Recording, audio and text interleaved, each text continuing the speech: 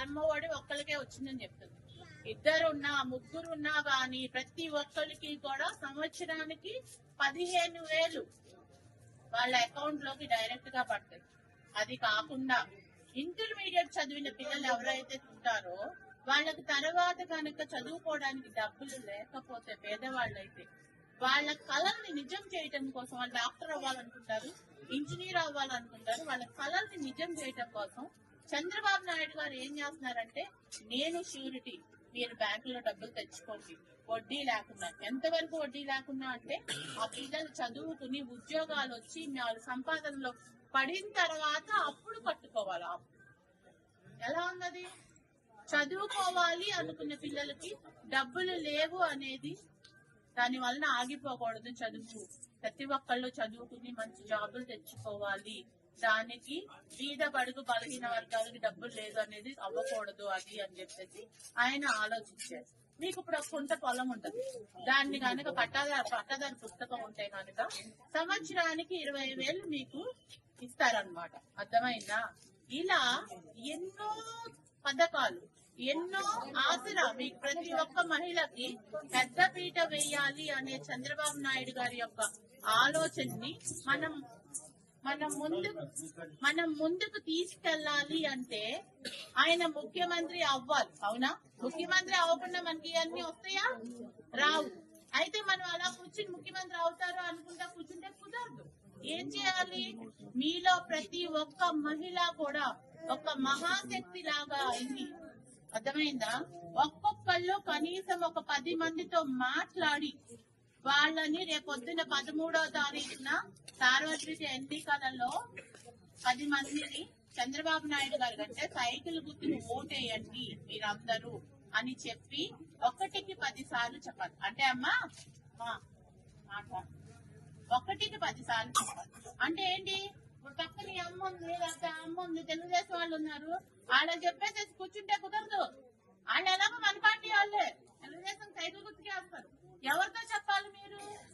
ఎవరైతే సైకిల్ గుర్తు కాదు అని అలా ఇలా ఊగుతా ఉంటారో వాళ్ళ పక్కన కూర్చుని నెమ్మదిగా, అమ్మ ఇలా మన బిడ్డల భవిష్యత్తును ఆలోచించండి, మహిళలకు రక్షణ కరువు అవుతుంది అనేది ఆలోచించండి. ఇప్పుడు మన భూములను కూడా లాక్కుంటున్నారంట.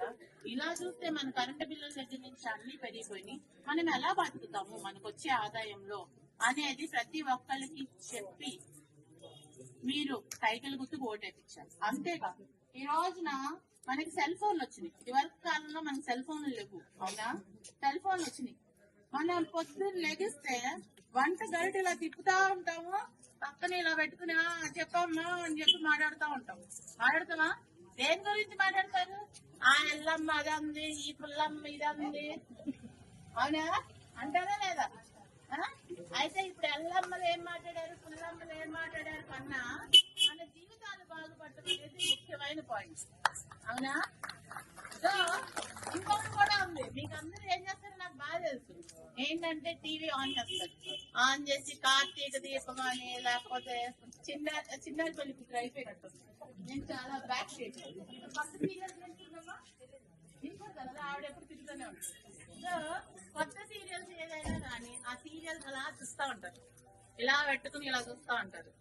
అమ్మా దయాలుంచి ఈ 10 రోజులు అలాంటి సీరియల్లో అమ్మలక్కల కబుర్లు అన్ని మానేసేసి ఏం చేయాలనంటే, మీరు ఈ 10 రోజుల్లో సైకిల్ గుర్తుకి ఎంత మంది కనబడితే అంత మంది చేత ఫోన్లు చేస్తారు, పక్క నీళ్ళకి వెళ్తారు, లేకపోతే పొద్దున్నే వంట చేసుకుని పక్క ఊరికి వెళ్తారు, ఏం చేస్తారు, లేకపోతే పొలంలో పని చేసుకుంటా మీరందరూ సైకిల్ గుర్తుకు ఓటేయండి, లేకపోతే మన జీవితాలు సంకనాచిపోతాయి, బీహార్ కంటే ఘోరం అయిపోతుంది మన రాష్ట్రం, ఆలోచించుకోండి అని చెప్పి చెప్పాలి. చెప్పాలా లేదా? మరి మీరు అందరూ చెప్తారా లేదా? చెప్పకపోతే ఏం చేస్తారు? నేను అందుకే వెళ్ళిపోతాను.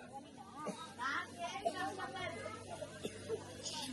నాకేం కష్టం లేదు, నేనేం లేదు.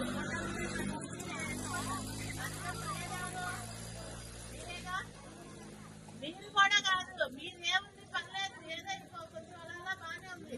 ఎప్పటిలా పుట్టోడు ఉన్నాడు, ప్రతి చిన్న పాప ఉంది, ఇంటి పక్కన పిల్లలు ఉన్నారు, వాళ్ళందరి జీవితాలు ఆలోచన. అంటే ఇప్పుడు ఒక విషయం ఉంది, చిన్నప్పుడు ఏం చెప్పేవాళ్ళు అంటే మనల్ని నెత్తిన రోడేసి అనేవాళ్ళు అరే దానికి చదువుకోరా లేకపోతే నీ జీవితం ఎందుకు పనికిరాదు అనేవాళ్ళు.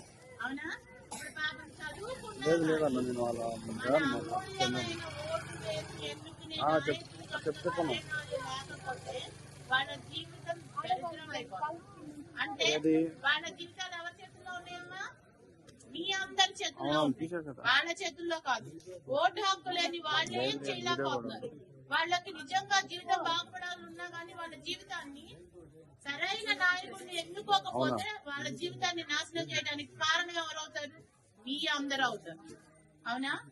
అందుకని ఒకసారి ఆలోచించి విలువైన ఓటుని ఎవరో డబ్బులు ఇచ్చారని లేకపోతే కులం అని మతం అని ఆ ప్రాంతం అని ఇదని అదని ఆలోచించమాకండి. కులాలు మతాలు కూడబెట్టవు గుడ్డబెట్టవు. అవునా? సరైన సమాజం ఉంటేనే మన పిల్లలు వెళ్ళి చదువుకోవడానికి మంచి స్కూళ్ళు, మనకి ఏదైనా సుస్థి చేస్తే మంచి ఆసుపత్రులు, ఇట్లాంటివి ఉంటేనే చదువుకున్న వాళ్ళకి ఉద్యోగాలు ఉంటేనే మన జీవితాలు బాగుపడతాయి. అవన్నీ ఆలోచించకుండా వెయ్యండి ఓటు. సైకిల్ గుర్తుకి 2 ఓట్లు. మిగిలిన వాళ్ళందరూ ఒక్కొక్కళ్ళు 10 మందినో 20 మందినో చేతనైతే మీరు మంచోళ్ళు అయితే ఒక 100 మందిని కూడా తీసుకున్నాను. నేనేం బాధపడను. మా పెద్దకి ఎన్ని ఓట్లు పడి 1,00,000 మెజారిటీ దాటి ఇంకొంచెం ఎక్కువ వస్తే కనుక నేను హ్యాపీగా ఉంటా. అది బాధ్యత నా చేతుల్లో లేదు, మీ చేతుల్లో ఉంది.